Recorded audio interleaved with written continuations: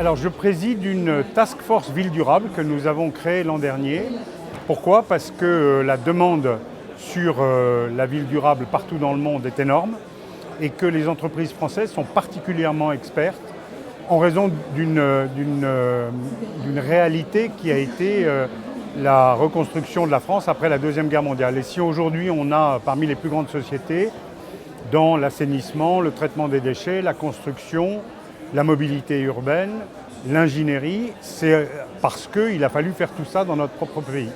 Et aujourd'hui, l'ensemble de ces entreprises ont souhaité elles-mêmes pouvoir s'unir. C'est le principe de beaucoup de sports, et notamment du mien, du rugby. Nous avons 160 entreprises de toute taille, les plus grandes bien sûr, mais aussi des PME, dans cette task force.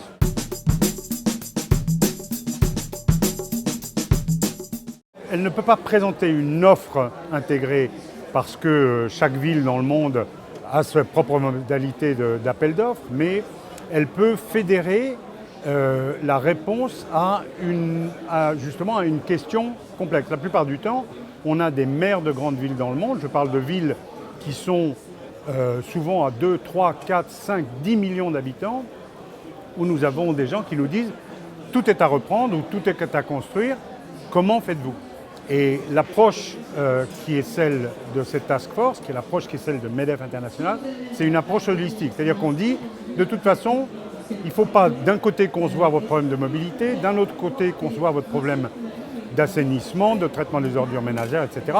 C'est une approche holistique où il faut planifier à 30 ans ce que vous voulez faire et ensuite tout construire de manière que ça colle ensemble.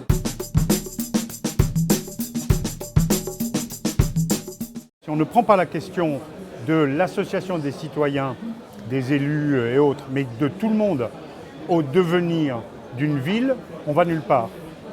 Aujourd'hui, la gouvernance d'une ville a beaucoup évolué et fait intervenir à la fois des décideurs locaux et surtout les citoyens eux-mêmes.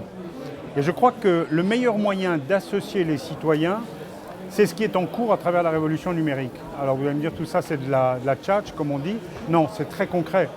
Quand vous allez en Afrique, aujourd'hui, vous savez que le taux de pénétration des mobiles est plus important qu'en Europe. Plus important qu'en Europe. Si vous vous baladez dans un township en Afrique du Sud, à Soweto, à Kailicha, des endroits où nous allons, vous voyez des gens qui gèrent déjà beaucoup de choses par smartphone. Et donc, l'association des citoyens, c'est quelque chose qui est essentiel parce que c'est eux qui vont faire la différence quand ils vont faire attention à leur consommation d'énergie, quand ils vont faire attention à la consommation d'eau, quand ils vont faire attention à travers leur smartphone aux éléments cruciaux, à ce qu'on appelle les KPI en business, que tout le monde connaît. C'est eux qui vont faire attention à la manière dont ça évolue.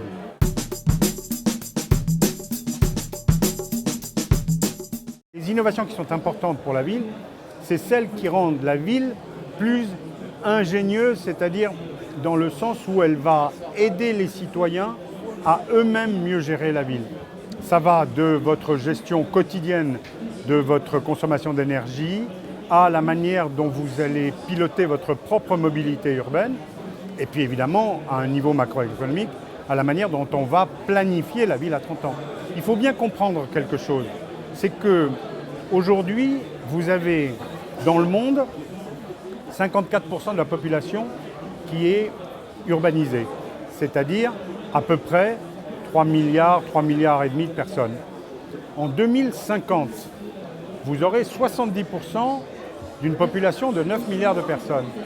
Vous aurez donc, c'est pas très compliqué, 6 milliards 300 millions.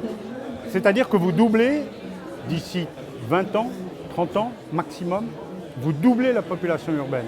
Et c'est essentiellement en Afrique et en Asie, et dans une moindre mesure en Amérique latine. Donc le vrai sujet de la ville durable, c'est comment organiser les choses pour que demain, il y ait 2 fois plus d'habitants et que ce soit gérable pour eux d'avoir une réelle vie et non pas de vivre dans un bidonville. C'est ça le vrai sujet.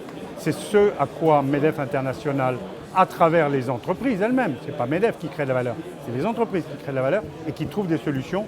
C'est ce que nous pouvons aider.